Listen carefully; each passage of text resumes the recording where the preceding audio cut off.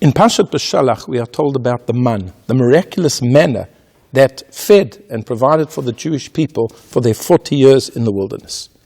And Hashem says to Moshe, I am causing the manna to rain down for the nation, leman anasenu, to test them, hayelech betorati imlo, whether they will walk in my Torah or not. What has this got to do with manna? What does walking in the Torah have to do with manna? And Rashi gives the most simple explanation. I'm going to test them to see if they follow the rules and the regulations that are related to the manna. What are the rules and regulations? They're not allowed to leave it overnight. Each day they get new manna. And also that they mustn't go out on Shabbat and look for the manna. So I'm going to give it to them, but it'll also be a test to see whether they keep the Torah, whether they keep the laws that are relevant to the manna. The Shlah HaKadosh, the famous Kabbalah, says a very interesting explanation.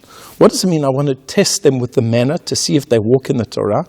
I want to see whether when they sit down to eat, they engage in the study of Torah. When they are seated and they're having a wonderful meal and they're eating the manna, I want to see whether they speak words of Torah at the table. And this is related to a teaching in Pirkei Avot, in the 3rd chapter, where we are told that if you have 3 Jews seated at a table, eating together, and they do not say words of Torah at the table, it's as if they have eaten from Zivrei Meitim. From the Zivrei Meitim means the korbanot, the sacrifices to Avodah Zarah, to idolatry. That's quite a stark statement. What does it mean exactly?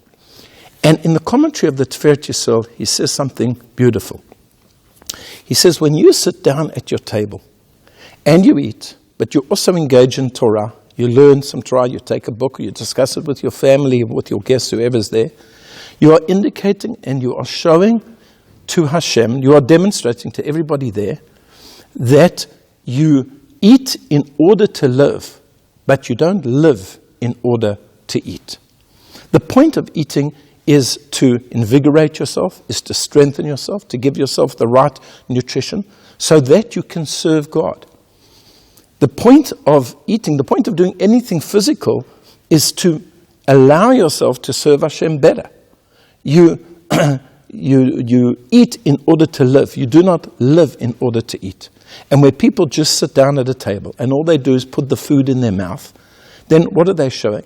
That they are worshipping an idolatry. What is the idolatry? The idolatry is the pleasure of this physical world. That's all you're interested in. So therefore, Hashem was saying to Moshe, I want you to tell the Jewish people that I'm giving them the leman anasenu, so that I'm going to test them to see whether they walk in the Torah.